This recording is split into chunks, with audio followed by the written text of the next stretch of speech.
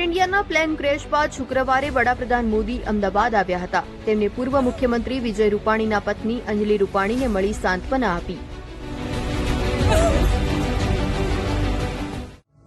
આ પહેલા PM civil hospital પહોંચ્યા હતા. લગભગ 15 મિનિટ હોસ્પિટલમાં રોકાયા હતા અને 15 મિનિટમાં આ દુર્ઘટનામાં એકમાત્ર જીવિત બચેલા વિશ્વાસ કુમારને પણ મળ્યા હતા અને સમગ્ર ઘટનાનો ચિતાર મેળવ્યો હતો.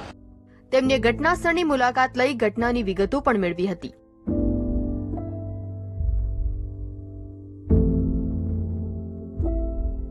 બીજી બાજુ બીજે મેડિકલ કોલેજમાં હજુ પણ ડીએનએ ટેસ્ટ ચાલી રહ્યા છે.